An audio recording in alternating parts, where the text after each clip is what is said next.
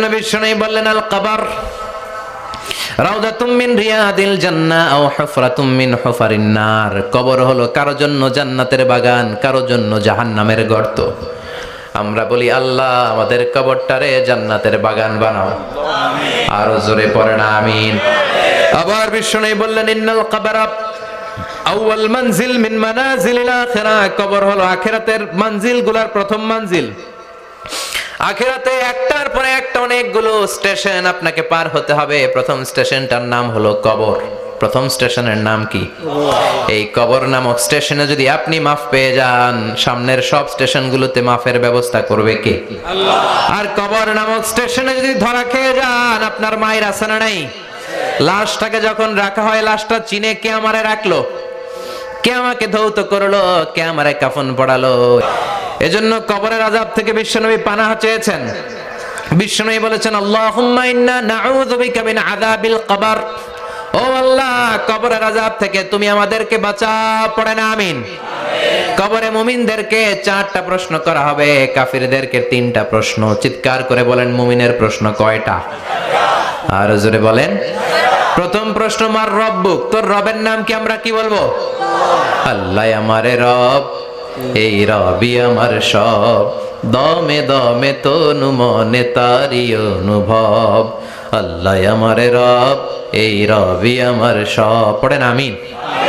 দ্বিতীয় প্রশ্ন আমার দিন, উত্তর দিনের নাম কি, ধর্মের নাম কি? তৃতীয় প্রশ্ন মান হাযার রাজুল, এই লোকটাকে কে? আমরা বলবো মুহাম্মদ সাল্লাল্লাহু।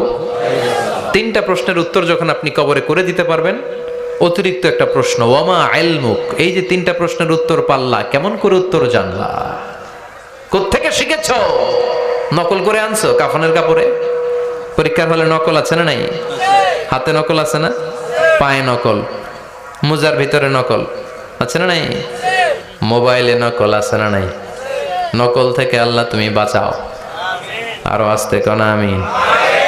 কিভাবে জানলা? কেমন করে 3টা প্রশ্নের উত্তর শিখলা? What is the source of your knowledge? তথ্যসূত্র কি? আপনাকে বলতে হবে আমি যেই কিতাবটা থেকে শিখেছি কিতাবটার নাম কি? চিল্লায় বলেন কি নাম? আসে আর চলে যায়। প্রতিদিন মাইকে অ্যানাউন্স শুনি অমুক এলাকার অমুক লোক নাই। দাদা গেল, বাবা গেল, বড় ভাই গেল, আত্মীয় স্বজন গেল, আমাকেও যেতে হবে, এই চিন্তা মাথায় নাই। চিল্লায় এখন ঠিক কিনা? এজন্য লাইফটা হলো one time, one chance. Second কোনো চান্স আপনাকে দেয়া হবে নাকি? কাফেররা বলবে ইয়া রাব্বি আরেকটা সুযোগ দেন। লাউ আন্না লানা কাররা ইয়ানি মাররা, আল্লাহ আরেকটা সুযোগ যদি পেতাম দুনিয়াতে ভালো করে আসতাম। আল্লাহ বলবেন ইন্নাহা কালিমাতুন কাইলুহা, এটা শুধু তাদের মুখের কথা, তাদেরকে আবার সুযোগ দিলেও তারা কিচ্ছু করবে না। চিল্লা এখন ঠিক কিনা? এজন্য একটা চান্স আমরা পেয়েছি, এই দুনিয়ার ওয়ান চান্সে আমরা ভয় পাবো একজনকে। চিল্লায় বলেন তিনি কে? আল্লাহ। এজন্য যেতে আমাদেরকে হবে। এই মরণ থেকে পালানোর কোনো সুযোগ কেউ পালাতে পারে নাই। এই মরণ হলো আখিরাতের প্রবেশদ্বার। মরণ নামক পালকিতে চড়ে আমরা কবরের ভেতরে ঢুকি। মরণ হলো প্রথম পর্ব, কবর হলো দ্বিতীয় পর্ব। যেরকম ঠিক কিনা? এজন্য বিশ্বনবী বললেন আল কবর রাউদাতুম মিন রিয়াদিল জান্নাহ আও হুফরাতুম মিন হুফারিন নার। কবর হলো কারো জন্য জান্নাতের বাগান, কারো জন্য জাহান্নামের গর্ত। আমরা বলি আল্লাহ আমাদের কবরটারে জান্নাতের বাগান বানাও, আরো জোরে পড়েন আমিন। আবার বিশ্বনবী বললেন ইন্নাল কবরা আউয়াল মানজিল মিন মানাজিলিল আখিরাহ। কবর হলো আখিরাতের মঞ্জিলগুলোর প্রথম মঞ্জিল।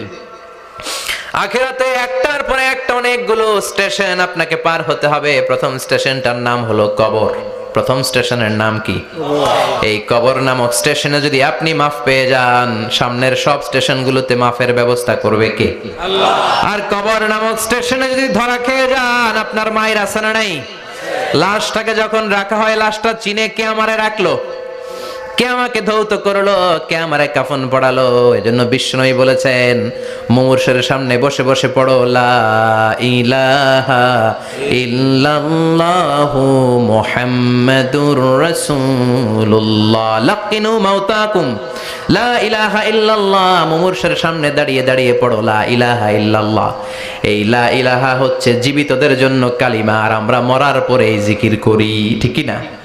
আমাদের দেশের অনেক জায়গায় লাশ নিয়ে কবরে যাওয়ার সময় লা ইলাহা পড়ে না। না, এটা আগের জিকির, মরার আগের জিকির। মরার আগে আপনাকে অ্যানাউন্সমেন্ট দিতে হবে আল্লাহ ছাড়া কোনো ইলাহ নাই, বিশ্বনবী হচ্ছেন শেষ নবী এবং রাসূল। চিল্লায় বলেন ঠিক কিনা?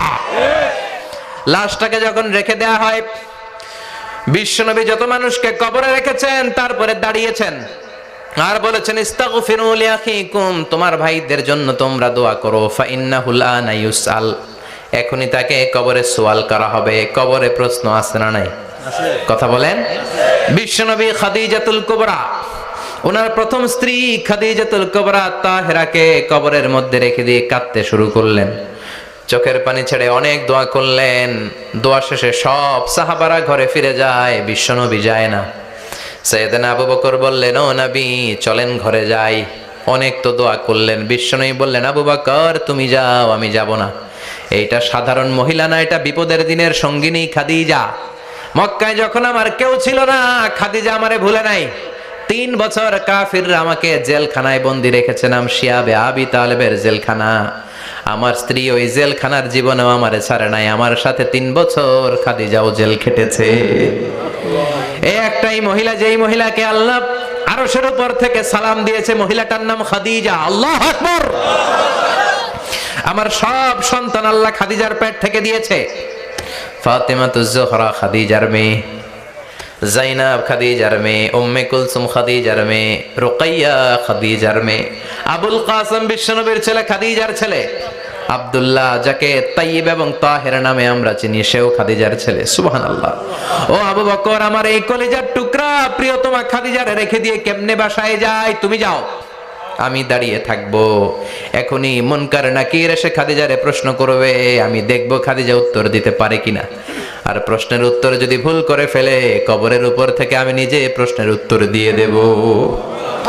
সাইয়েদনা জিবরাইল বললেন, নবী আপনারা দাঁড়িয়ে থাকার দরকার নাই, আবু বকরের সাথে ঘরে চলে যান। আল্লাহ জানিয়ে দিয়েছে, খাদিজার কবরের প্রশ্নে যদি কোনো সমস্যা হয়, আরশের উপর থেকে খাদিজার প্রশ্নের জবাব আল্লাহ নিজে দিয়ে দিবে। এজন্য কবরের আযাব থেকে বিশ্বনবী পানাহ চেয়েছেন। বিশ্বনবী বলেছেন, আল্লাহুম্মা ইন্না নাউযু বিকা মিন আযাবিল কবর। ও আল্লাহ, কবরের আযাব থেকে তুমি আমাদেরকে বাঁচাও। পড়েন আমিন। কবরে মুমিনদেরকে 4টা প্রশ্ন করা হবে, কাফিরদেরকে 3টা প্রশ্ন। চিৎকার করে বলেন, মুমিনের প্রশ্ন কয়টা? আর জোরে বলেন। প্রথম প্রশ্ন, মার রব্বুক, তোর রবের নাম কি? আমরা কি বলবো? আল্লাহ আমারে রব, এই রবি আমার সব, দমে দমে তনু মনে তারি অনুভব। আল্লাহ আমারে রব, এই রবি আমার সব। পড়েন আমিন। দ্বিতীয় প্রশ্ন, আমার দিন, উত্তর দিনের নাম কি? ধর্মের নাম কি? তৃতীয় প্রশ্ন, আমান হাযার রাজুল, এই লোকটাকে কে? আমরা বলবো মুহাম্মদ সাল্লাল্লাহু। 3টা প্রশ্নের উত্তর যখন আপনি কবরে করে দিতে পারবেন, অতিরিক্ত একটা প্রশ্ন, ওয়ামা ইলমুক, এই যে 3টা প্রশ্নের উত্তর পাল্লা, কেমন করে উত্তর জানলা? কোত্থেকে শিখেছো? নকল করে আনছো কাফনের কাপড়ে? পরীক্ষার হলে নকল আছে না নাই? হাতে নকল আছে না? পায়ে নকল, মোজার ভিতরে নকল আছে না নাই? মোবাইলে নকল আছে না নাই? নকল থেকে আল্লাহ তুমি বাঁচাও। আরো আসতে কোন আমিন। কিভাবে জানলা? কেমন করে 3টা প্রশ্নের উত্তর শিখলা? What is the source of your knowledge? তথ্যসূত্র কি? আপনাকে বলতে হবে, আমি যেই কিতাবটা থেকে শিখেছি কিতাবটার নাম কি? চিল্লায় বলেন, কি নাম? এই কিতাবটা হলো কোরআন।